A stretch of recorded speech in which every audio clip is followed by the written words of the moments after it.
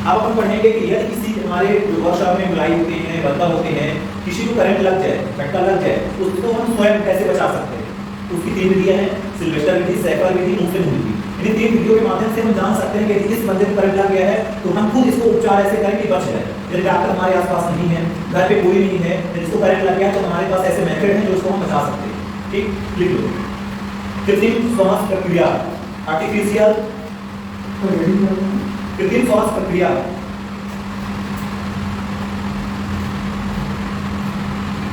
कृत्रिम श्वास प्रक्रिया। इस लिख लो, इस क्रिया के अंतर्गत, इस क्रिया के अंतर्गत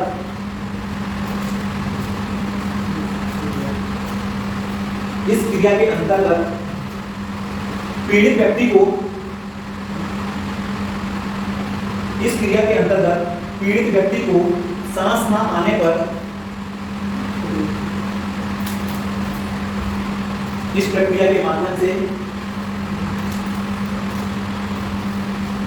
पीड़ित को सांस न आने पर विभिन्न क्रिया द्वारा सांस दी जाती है।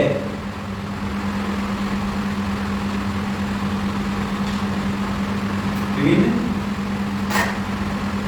क्रिया द्वारा सांस दी जाती है। ये मुख्यतः 4 प्रकार की विधियां हैं। यह मुख्यतः 4 प्रकार की विधियां हैं।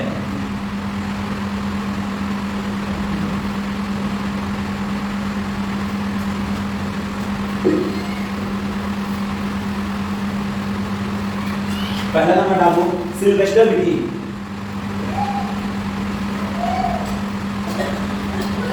सिल्वेस्टर विधि,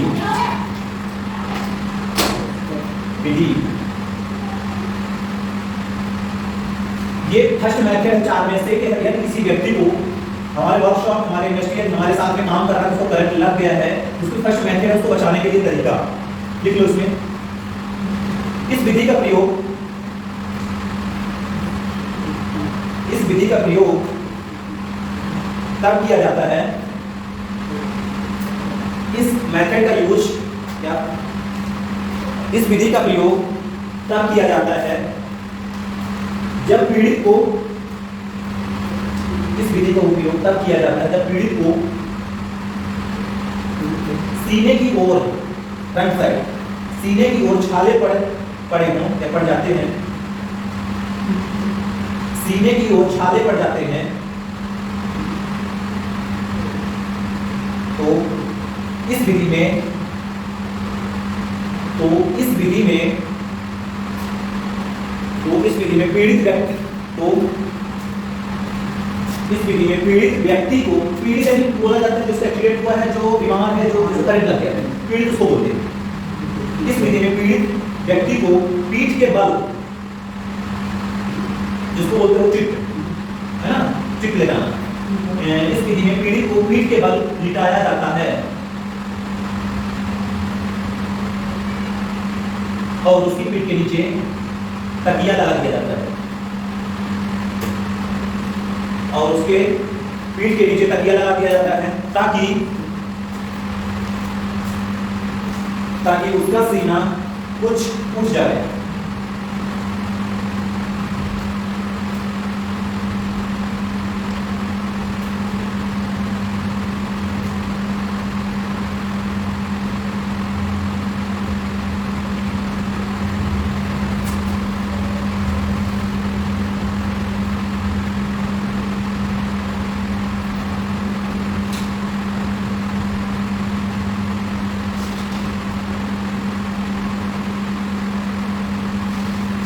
अब इसमें प्रथम स्थिति लिख लो। पीड़ित के सिर के पास क्या होता है, जिसको करंट लग गया है उसको पर चिट लगा देंगे पहले, यानी उसका मुंह ऊपर की ओर होना चाहिए, और उसे पीठ के नीचे तकिया लगा देते हैं ताकि उसका सीना कुछ ऊपर हो जाए, मुंह नीचे हो जाए, सांस लेने में प्रॉब्लम ना जाए। फिर आगे की उसी मेथड लिख लो। पीड़ित के सिर के पास, पीड़ित के सिर के पास अपने घुटने के बल बैठ जाए,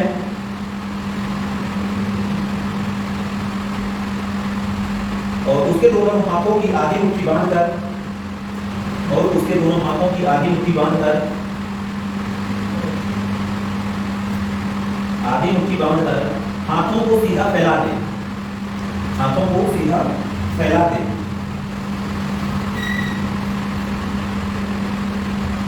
अब पीड़ित के दोनों हाथों को, घायल व्यक्ति पीड़ित के दोनों हाथों को धीरे धीरे मोड़कर पीड़ित के दोनों व्यक्ति को पीड़ित के दोनों हाथों को मोड़कर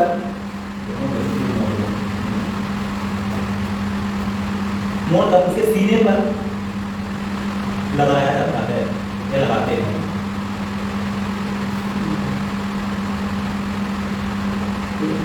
ठीक, ये पहले से भी बता रहा है कि हम किसी व्यक्ति को लेटाए हैं, उसके पीछे तकिया रखेंगे और उसके सर के पीछे बैठ जाएंगे, उसका जो हाथ उठाएंगे और उसके सीने पर रखेंगे, ऐसे सीधा करेंगे, ऐसे करेंगे। उससे क्या होता है, सांस को धीरे धीरे लेना चालू कर देते हैं, बस चालू। दूसरी स्थिति को उसी में सेकंड मेथड, आदमी को लेटाएंगे तो लेट नहीं पाएगा।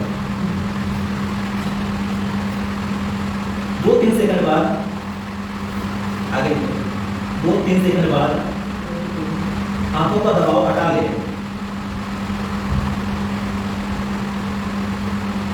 2-3 सेकंड बाद हाथों का दबाव हटा लें।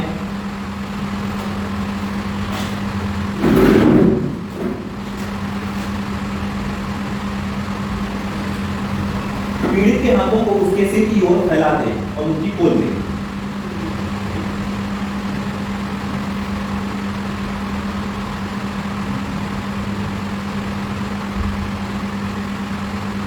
यह प्रक्रिया 10 से 15 मिनट तक दोहराएं। यह प्रक्रिया 10 से 15 मिनट तक दोहराएं जब तक कि उसकी श्वास क्रिया सामान्य ना हो जाए।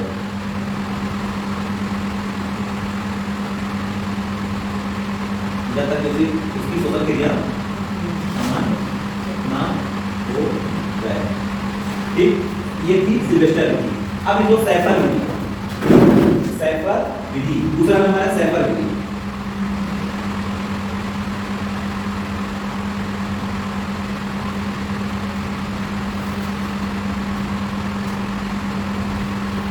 इस विधि का प्रयोग तब किया जाता है, इस मेथड का यूज तब किया जाता है जब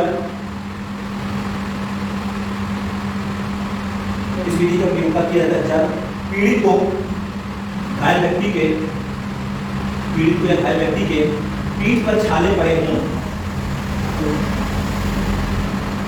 पीठ पर छाले पड़े हो।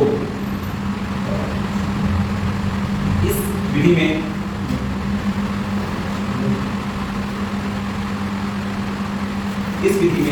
पीड़ित को पेट के बल लिटाया जाता है। इस विधि में घायल व्यक्ति को पेट के बल लिटाया जाता है।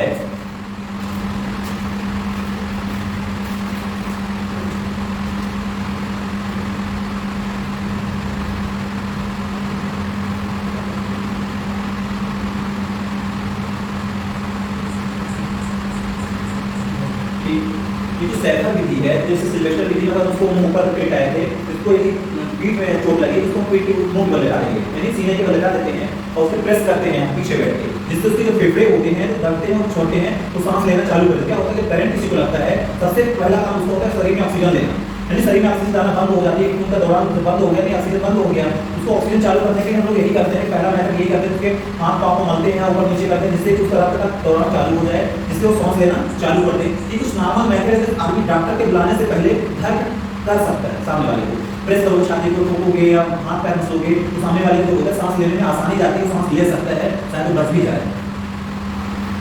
तीसरा नंबर लिख लो, मुंह से मुंह में हवा भरना।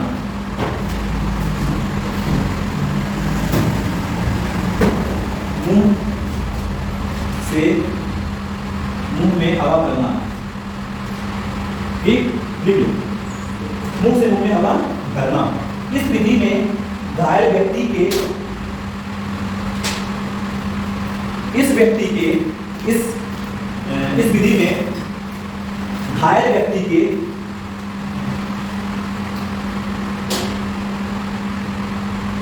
मुंह में सीधे हवा भरकर मुंह में सीधे हवा भरकर श्वसन क्रिया पूर्ण की जाती है।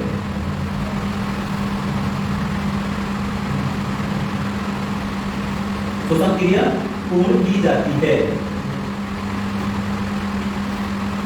ठीक, क्या होता है कि जब व्यक्ति को ऐसा लगता है कि इसको सांस लेने में बहुत तकलीफ है, ये मुश्किल है जीना, तो आदमी उसको लेटा देता है। करंट अच्छा कहीं पैर हाथ में लग गया तो ठीक लेटा देता है। उसके पीछे कमर के लिए पीठ के नीचे तकिया लगा दिया जाता है, जिससे उसका ये गला खुल कैसे रहता है, गला बंद रहेगा। फिर क्या करता है आदमी दूसरा बैठकर उसके मुंह पे अपना मुंह रखकर खूब प्रेशर से फूंकता है, फूंका भरा कि अपना मुंह हटा लिया, फिर उसको सीने में प्रेस करता है, फिर से दोबारा किया, फिर से मुंह हटाया, फिर से दोबारा हवा भरा उसके मुंह फिर हटाया। ये प्रक्रिया 10 से 15 मिनट करोगे, 2 मिनट के बीच में दबाते जाओगे तो उसको जो फेफड़े होते हैं चोक होने लगते खुल जाएंगे, वो सांस लेना धीरे धीरे करके सोने तड़पना बकना बता के जी सकता है और जी जाता है। देखोगे हॉस्पिटल में जाते होगे, टंकी का देते हैं, मुंह पे से लगा के ऑक्सीजन देना चालू कर देते हैं। क्यों देते हैं? तो आर्टिफिशियल ऑक्सीजन होती है, मुंह से देते हैं, क्योंकि हमारे घर में किसी प्रकार की टंकी और आर्टिफिशियल व्यवस्था नहीं है। तो हॉस्पिटल में होगी, जब हॉस्पिटल बचेगा नहीं तो हॉस्पिटल चले जाएंगे। स्थिति इतनी खतरनाक आ जाती है कि सामने वाला ये देखता है कि खत्म हो गया, फिर ये आदमी अपना उपचार करना चालू कर देता है। कौन कर पाता है? जो सारी चीजें जानता है, टेक्नीशियन नहीं कर पाता, और सामने वाले को बचा भी लेता है, उसको नाम भी मिलता है। किसी की जान बचा लोगे बिना डॉक्टर के, यदि आपके कारण किसी की जान बची तो आपको नाम मिल सकता है, मिलता है। यदि आपके कारण भी आपको जानकारी होने के बावजूद तड़प रहा है, सांस लेने के लिए तड़प रहा है, आप सांस नहीं ले पा रहे हो, शायद मर भी जा सकते हैं। यदि उसके मुंह पे रास्ते है, गुटखा है, तुलसी है, तम्बाकू कल साफ करवाओ मुंह से, ये स्थिति है। ये चीज जान के रखना चाहिए कि आपसे डर के और कुछ हो जाए और सामने वाले कितना तो कर सकते हैं। जब तक डॉक्टर आ रहा है या जब तक एम्बुलेंस आ रही है तब तक ये काम कर सकते हैं। कि हमारे आर्टिफिशियल है वो नेक्स्ट चौथा नंबर, कृत्रिम श्वसन यंत्र द्वारा। कृत्रिम श्वसन यंत्र द्वारा, कृत्रिम श्वसन यंत्र द्वारा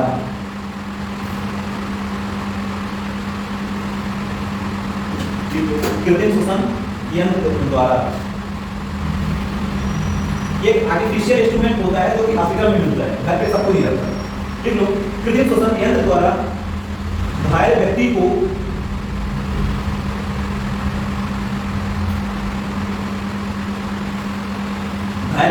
सांस देने के लिए यंत्र का प्रयोग किया जाता है। घायल व्यक्ति को सांस देने के लिए यंत्र का प्रयोग किया जाता है। इस यंत्र में रबड़ के बाल से हवा फिल्टर होकर इस यंत्र में रबड़ के बाल में से हवा फिल्टर होकर चैम्बर में आती है। हवा फिल्टर होकर चैम्बर में आती है। यहाँ पर इनलेट तथा आउटलेट वाल्व लगे होते हैं, यानी चैम्बर जो होता है उसमें एक इनलेट वाल्व लगी होती है जिससे गैस ऑक्सीजन आती है, आउटलेट वाल्व होती है जिससे ऑक्सीजन दूर जाती है। इनलेट आउटलेट वाल्व टेबल रखी है, इनलेट आउटलेट वाल्व लगी होती है।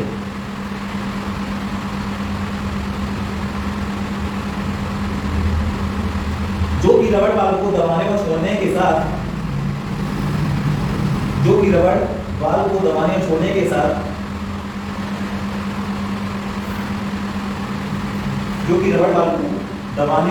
के साथ खुलते व बंद होते हैं।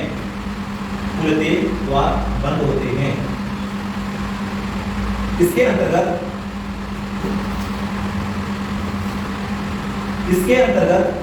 हवा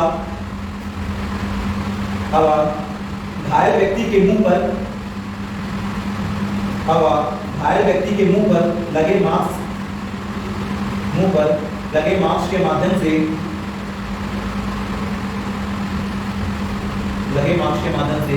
पीड़ित के अंदर भेजी जाती है।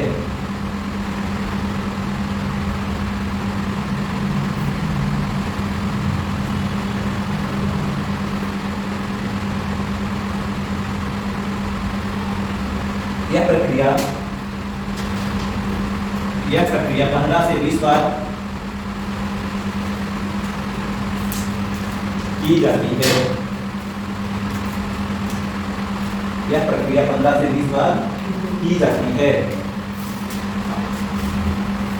ठीक, ये था आर्टिफिशियल यानी अपन किसी के बचाने का तरीका है 4 विधि, सिल्वेस्टर विधि, सैफर विधि, मुंशेमूल विधि, एकत्र विधि, तो सब मेथड। और टाइप्स ऑफ फायर पढ़ लिए और सुरक्षा साइन पढ़ लिए, 4 होते हैं, निषेधात्मक, सूचनात्मक, आदेशात्मक, चेतावनी, 4 वो हो गया।